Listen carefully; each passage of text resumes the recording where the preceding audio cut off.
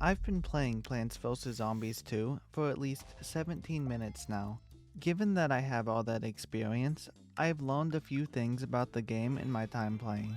So, here is 11 minutes of useless PvZ2 information. Let's do this. You can place a plant on the lawn after the level ends by selecting it and waiting until the pinata/money bag appears before placing it down. Using this, you can even plant plants on the water in pirate seas. What? And this can be taken a step further with Power Lily. If you place it down after the level ends while also having a plant food selected, you can plant food Power Lily. Of course, all of this is entirely useless because the level is already over. Lawnmower launching when all of your plants in that lane are already eaten.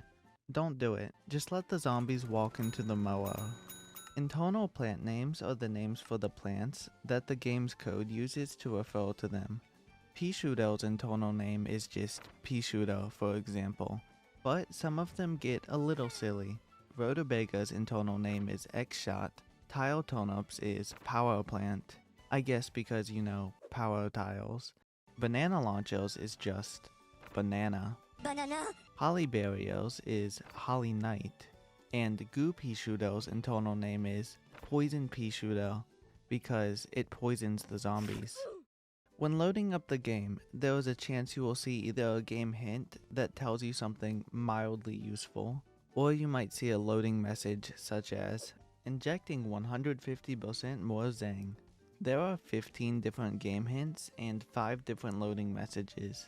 Here are all of them on screen.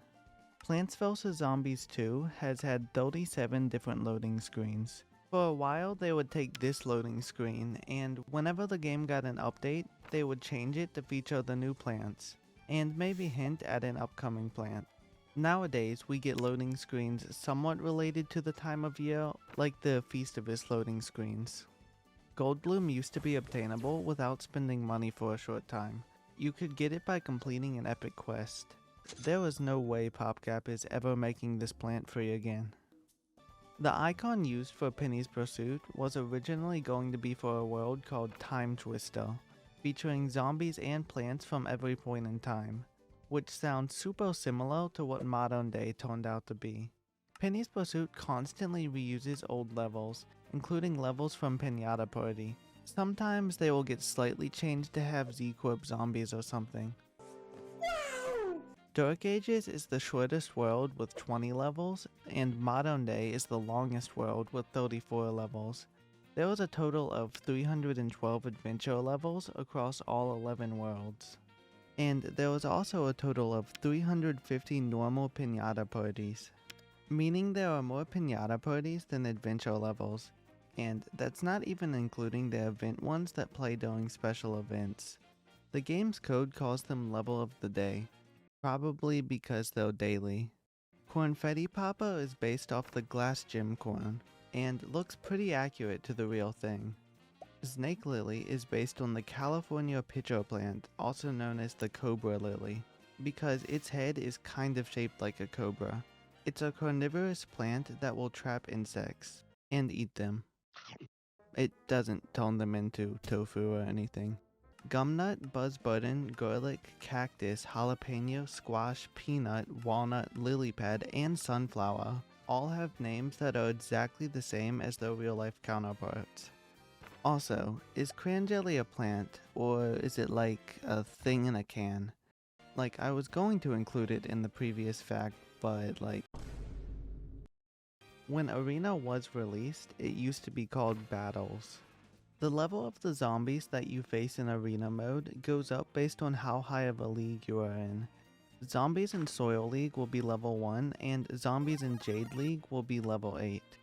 The zombies will also get tougher during the level as you get more points, so that's why they have like a billion health in Arena. Zombies can also lose health if you get a penalty. You can get a penalty by having zombies eat a non-wall plant, or by losing a lawnmower. However, it's not recommended because zombies with less health give less points. The Almanac used to look like how it looks in Reflourished. It looked like this all the way until the 10.2.1 update. which redesigned the Almanac to look like how it looks currently. In this same update, Cactus was also given the ability to pop balloon zombies balloons. It did not have this ability on release, for some reason. Sunshroom is the only male primary sun producer, since the Almanac uses the word his when talking about Sunshroom. Primal Sunflower, Twin Sunflower, and Moonflower are all female according to the Almanac. Tomb Tangler used to cost 40 sun. It was later changed to cost 50 sun, and then changed again to 25 sun, which is what it costs now. Another plant that still has a weird sun cost is Gold Leaf, which costs 80 sun.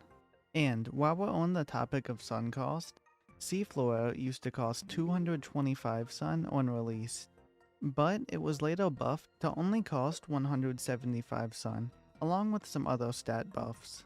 Plants vs. Zombies 2 is not developed by PopCap anymore. It is instead being developed and updated by Slingshot Games, located in Hyderabad, India. They work on lots of different EA mobile games, and Plants vs. Zombies is listed on their website, along with some other EA mobile games. This would also explain the sudden drop in plant animation quality ever since around the time Tomb Tangler was released. So Slingshot probably took over sometime in 2022. Marigold is a plant that exists, but you can't get it without modding the game. You can always plant it in the Zen Garden though. The bee's name in the Zen Garden is Bonnie. The game uses a lot of fonts, so I'm going to tell you about fonts now. The travelogue uses the font called Cafeteria Bold. It's also used in the shop. The zombies in the Plants vs. Zombies logo and the huge wave of zombies and final wave messages are in the House of Terror font. It also happens to be the favorite font of a certain PvZ YouTuber. The plants in Plants vs. Zombies is in the Burbank font. The font used for Crazy Dave's dialogue is called Bryony's Hand. If you plant food or chompo placed all the way on the left side of the lawn when there is a bull rider zombie, the lawnmower will activate because of the wonky hitbox, even though the chompo eats it. Excavator zombie can armor potato mine early by shoveling it. Prospector zombie usually self-destructs at the end of a level if it's the last zombie alive, but for some reason, if it's the last zombie in an endangered plants level or a flower line level, it won't self-destruct and can cause you to lose the level. In early versions of the game, the Pharaoh zombie could survive insta-kills such as Cherry Bomb. Nowadays, the zombie gets blown up. You can't place Lava Guava or Olive Pit on minecarts. Shout out to GNVS for those last couple pieces of information. Here was the comment with all the other stuff he said, in case you want to read it. Back when PopCap was releasing new worlds for PvZ2, they would release the levels in two sets. Usually it would just be called Part 1 and Part 2. Except for the two updates releasing all the Neon Mixtape Tour levels were called Side A and Side B, for some reason. Before you play the Neon Mixtape Tour Zomboss fight, Zomboss Rick rolls you. Who remembers the minigame in Ancient Egypt where you had to match all the symbols behind the camel segments? There used to be special Gargantua statues for the mid-boss level in each world. There would also be much fancier looking islands on the world map for the Zomboss levels. For some reason, PopCap decided we can't have nice things, and removed them. Except for the Gurg statue in Egypt. That one can stay. In modern day, there was a street sign that says Warner Road and Fan Street. This is a reference to Rich Warner, the original artist who worked on Plants vs. Zombies 1, and George Fan, the main designer of PvZ1, which is a pretty cool reference. Orion Akaba, I hope I said that right, is the voice actor for Crazy Dave in Plants vs. Zombies 2, according to the wiki and Google. Crazy Dave in Plants vs. Zombies 1 was voiced by George Fan. He confirmed it in a post on Twitter. So that is why Dave sounds a little different between games. If you go to the settings and then click on the credits, you can hear a secret song in the game called Zombie Time. I know, it's kinda wacko that a taco Despite the name, Moonflower does not produce moons. It instead produces sun.